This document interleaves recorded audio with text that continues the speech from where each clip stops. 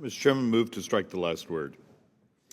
All right, let's actually do a couple things. And to Mr. Kildee, he was actually speaking to something that was actually very interesting.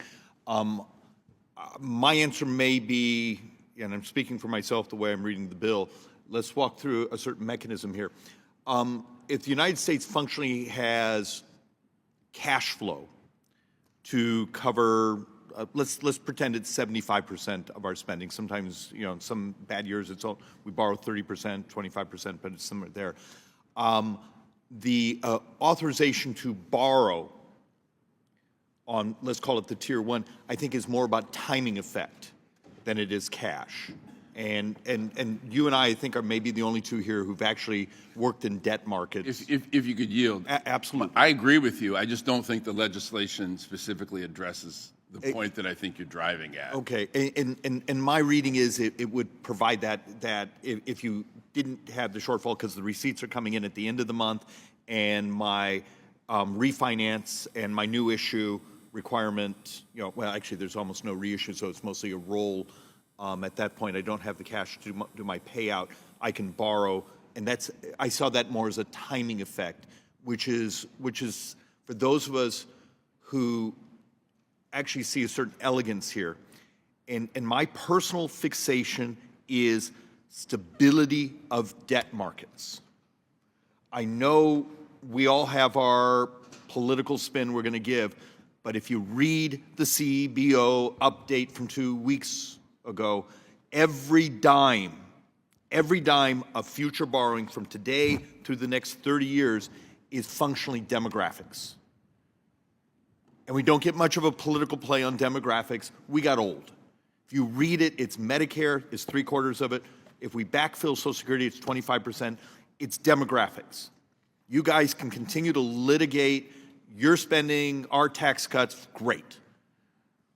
The drivers of the future debt, if getting old is Republican or Democrat, you guys can work that out. We need to telegraph to debt markets that even if we're going to be cantankerous and have a battle here on trying to get some fiscal discipline, that we are not going to drive the debt markets into stress. And that's why I was personally frustrated to have a couple of our members saying, we should prioritize not paying China. It's a U.S. bond. You don't give a damn who holds it. That full faith and credit is for whoever holds it because the liquidity, how many of those bonds are moving around, trillions of dollars are functionally going to move around this week all over, being pledged here, moved here, being functionally repoed here. So for everyone, particularly my brothers and sisters on the left, default, default, default. Great. If you're going to be intellectually honest on the use of that language, default is not paying your U.S. sovereign's obligations. Now you can say technical default because Lou, that was the term he created. Technical default was I'm not paying some of my bills. Okay, fine. I don't want to see movements. When we went over 5% yesterday on the 2-year, and you understand the inflation stress and the fact that the CBO numbers now look like they've under-calculated for inflation, at least in the next 3-year parts of the cycle, so the debt's actually going to be worse. I wish we could have an adult conversation that we as a body are going to continue to telegraph to the world's debt markets. We're going to fight like cats and dogs, but we are not going to let the U.S. sovereign risk profile and liquidity. Remember, for sovereigns, it's two things. It's risk and liquidity. The ability, how many people want to buy it, and then what's its risk profile.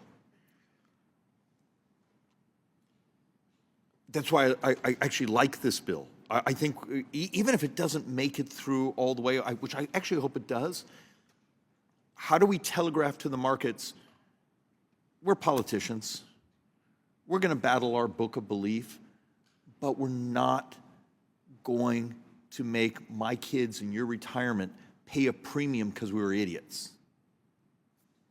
I yield back.